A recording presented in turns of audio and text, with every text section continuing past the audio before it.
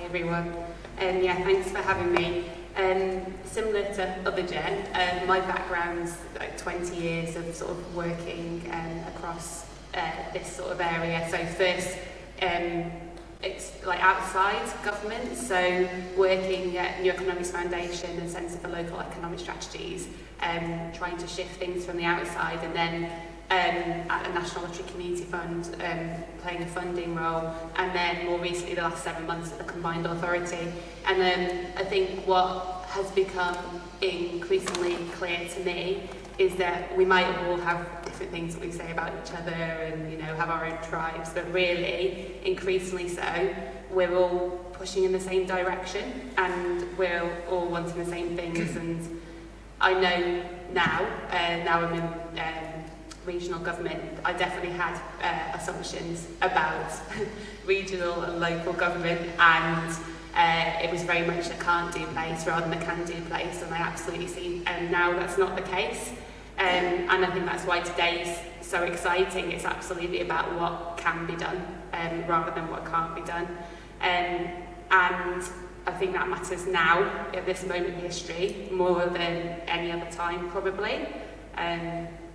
It's about hope, it's about being brave, it's about what we can do and being creative and all pushing in the same direction. When I had a skim through the challenge statements, well actually I let AI read the massive long list of challenge statements for me. One thing stood out is that it felt like the question that we were asking is, what is it? If we're going to design public services from scratch today, what would it be that we were looking for? What would we be aiming for? Because I feel definitely whilst I've been, the last 20 years, whilst I've been working in this area, I feel like what we know about and what we understand about people and their relationship to public services, what we know about prevention, what we know about money flows and wealth, we probably build something quite different. And so I think that's the thing now. It's almost about going back to how do we keep things going, but also go back to first principles and think about how we would redesign it again if we had the opportunity. Because I think that's what the challenges today are about. It's about really who is the system for and who gets to decide who the system is for and where does that power lie.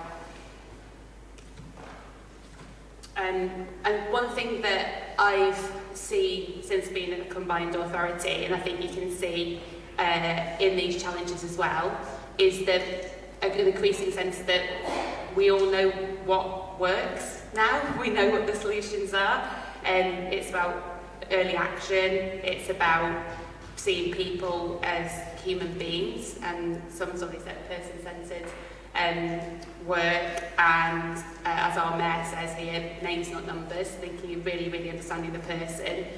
And recognising public service is not just the job of coming out my pocket.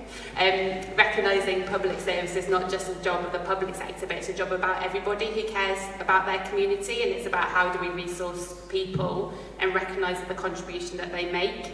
And then I was really excited to see the challenge coming from colleagues at City Council. It's about actually really recognising that people's ability to flourish depends on having real economic power and a real stake in the economy, rather than it's not just about support, it's about really thinking beyond that. So I don't think the challenge today is actually coming up with the solutions, because I think we already know what they are. It's about how do we move those solutions to the mainstream. I feel like that's a conversation that we're having pretty much every day at the Combined Authority now. In our economic policy, the things that we really know is a livable and hopeful future are still the edges of what we do. And a lot of that's about investment, it's about the roles we have and so on, but it's about how do we move that into the everyday of how we do things. I'm going to talk a little bit about Greater Manchester and the Combined Authority, because I'd probably get in trouble if I didn't. And in our strategy, in the Greater Manchester strategy, which brings together all organisations and individuals across the city region, we talk a lot about hyper collaboration, and I think that's again another reason why today's exciting. It's about who's in the room, it's about the mix of lived experience, the mix of people with investment funding, the people from public sector as well. And it's about how do we come together across those boundaries to move forwards together and recognise that we all have a stake in the future, and we all have that responsibility to push ourselves further and ask more and take risk and know that we're doing it for ourselves and our kids and our neighbours and all of us. The other thing, and then also just specifically about strategic authorities, I do think there's a particular opportunity there. So one thing that I think is quite important is that there is the proximity to communities via our colleagues in local authorities and our relationships with civil society, but also we're at a scale where there's that opportunity to really pilot things and really connect with government around those things too. And we've definitely seen that's possible in Greater Manchester with Live Well and Housing First and various other things. And increasingly my job is about not driving policy, but taking a steer from civil society and taking the ideas that have been incubated and are much closer to communities and lived experience, and opening ourselves up as an organisation to take those ideas forward. So, for example, I'm in conversation with a group of campaigners at the moment about a living income pilot for Greater Manchester, which the Mayor endorsed and we're trying to set up at the moment.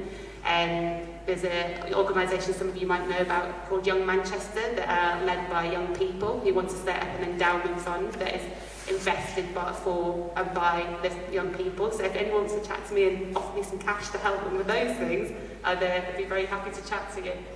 And then I think there's also something about there's a lot of the powers that are now being taken down to strategic authority level. So with the English Devolution and Community Empowerment Act, which is now in place, one of the bits that I'm really interested in looking at, and I just wanted to mention today, is the right to request, where devolved government has the right to request more power from government, and that can be power that already sits at national level, or it can be entirely new powers that we recognise at a regional level is fundamental to what we're trying to do for our residents and our communities. So I think that's one thing I'd ask you to hold in mind today. Like when you're coming up with those ideas, is it about a pilot project, or is it about something that can influence the power and the requests we're putting in the government about what power should sit at a regional level? So yeah, I think my motto, like it was my motto when I was 18 and I was going out and partying, but it's my motto today at work as well, is go big or go home. And I think that's like the moment we're in now. We've got to be bold, it's from being bold, and there's some amazing people with some amazing ideas in the room today, so what a better opportunity to do just that.